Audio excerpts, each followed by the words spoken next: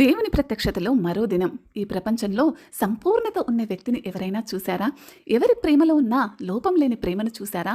ఎవరైనా నీతిని పాటించడం చూశారా? మన జీవితాలలో లోటుపాట్లు లేని జీవితాలను చూశారా? అయితే చూడండి, ఈ వచనం మీకోసమే.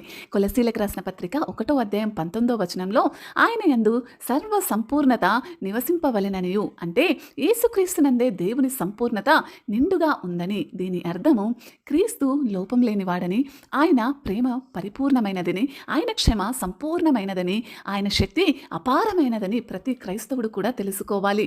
చూడండి, లాజరులను లేవనెత్తిన సంగతి మనందరికీ కూడా తెలుసు.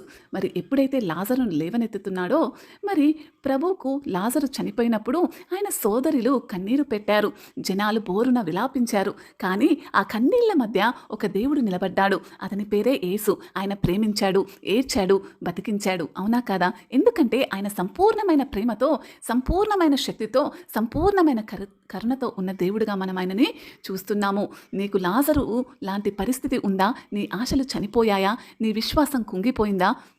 యేసు పిలుస్తున్నాడు. ఈరోజు నువ్వు బయటికి రా. ఆయన సంపూర్ణతలోకి నువ్వు నడువు. నిన్ను బతికించగలడు. నిన్ను కొత్త జీవితాన్ని నీకు ఆయన ఖచ్చితంగా ఇవ్వగలడు. యేసు ప్రేమలో నిన్ను తడిపివేస్తాడు. ఆయన శక్తి చేత నీలో ఆశ కలిగిస్తాడు. చూడండి, చాలామంది మన జీవితాలలో చూసుకున్నట్టయితే మరి ఆయనే పునరుద్ధాన జీవం అని మర్చిపోతూ ఉంటాడు. యేసు తనను తానే నేనే జీవం, నేనే పునరుద్ధానం అని ప్రకటించాడు. ఇది దేవుని యొక్క గుణాల సంపూర్ణత తనలో తానే ఉన్నదని ప్రకటించడమే. అయితే చూడండి, మరణంపై అధికారము కూడా దేవునికే. యేసు మృతులను బ్రతికించగలడు. మనము మృతి చెందిన ఆశలను బ్రతికించగలడన్నదే సత్యం. ఇది ఆయన సర్వాధికారి అనే మరి లక్ష్యం. అందుకే ఆయన ఆనాడు లాజరు వెలుపలికిరా అని పిలిచాడు. వెలుపలికిరా అంటే నీకున్న పరిస్థితి నుంచి బయటకి అడుగుపెట్టు. 4 రోజులుగా చనిపోయిన వ్యక్తిని బ్రతికించగలిగిన శక్తి ఎవరికైనా ఉంటుందా అండి? ఒక్కసారి జ్ఞాపకం చేసుకోండి. యేసు కన్నీళ్లు పెట్టెను. ఇది దేవుని యొక్క గొప్ప ప్రేమను మనకు చూపిస్తుంది. యేసు మన బాధల్ని తెలుసుకుంటాడు, అనుభవిస్తాడు. ఆయన దేవుడు. ఆయన మనిషిలాగా ఈ లోకంలో ప్రతి బాధను కూడా అనుభవించాడు. ఆయన కరుణ సంపూర్ణమైనది.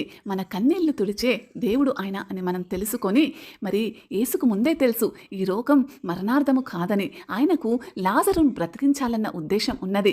మనం భయపడే సమస్యలు చూచినప్పుడు యేసు దానికి పూర్తిగా ప్రభుకి సమస్తమో తెలుసు. కాబట్టి లాజరు మరణిస్తాడని తెలిసినప్పటికీ యేసు ఆలస్యం చేశాడు. ఎందుకంటే అతని సమయమే సరిగ్గా సరైనది.